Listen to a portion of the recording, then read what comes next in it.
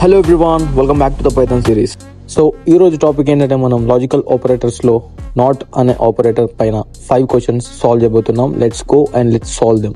So firstly మనం not of అనే operator యొక్క రూల్ తెలుసుకుందాం. తెలుసుకునే ముందు వీడియోని సేవ్ చేసుకోండి. వచ్చే వాల్యూ కాకుండా అపోజిట్ వాల్యూ వస్తుంది. ఫర్ ఎగ్జాంపుల్ ట్రూ ఉంటే ఫాల్స్ వస్తుంది, ఫాల్స్ ఉంటే ట్రూ వస్తుంది.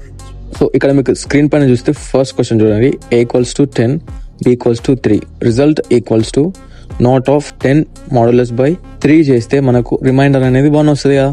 సో 1 ఈజ్ ఈక్వల్స్ టు 1 కదా. సో ప్రింట్ ఆఫ్ రిజల్ట్ అన్నప్పుడు మనకు అవుట్పుట్ అనేది ట్రూ వస్తుంది. కానీ ఇక్కడ నాట్ ఆఫ్ అని పెట్టినప్పుడు మనకు అవుట్పుట్ అనేది ఫాల్స్ వస్తుంది, రైట్? సో సేమ్ అలానే సెకండ్ క్వశ్చన్ చూడండి. x equal to 7, y equals to 4, result equals to not of x minus y. 7 minus 4 ఎంత మనకు 3. సో 3 ఈజ్ గ్రేటర్ దెన్ 2 కాబట్టి మనకు అవుట్పుట్ అనేది ట్రూ వస్తుంది. కానీ ఇక్కడ నాట్ పెట్టినప్పుడు మనకు అవుట్పుట్ అనేది ఫాల్స్ వస్తుంది, రైట్? సో ఇక్కడ థర్డ్ క్వశ్చన్ చూడండి. p equals to 9, q equals to 3, result equals to p divided by q equals to 3. 9 divided by 3 చేస్తే మనకేమొస్తుంది? 3. So 3 is equals to 3. Output అనేది మనకు ట్రూ ఇస్తుంది. బట్ నాట్ ఆఫ్ అనే operator పెట్టినప్పుడు మనకు falls అనే అవుట్పుట్ కింద వస్తుంది. సో రిమైనింగ్ క్వశ్చన్స్ అనేవి మీరు ఓన్గా సాల్వ్ చేయాలి.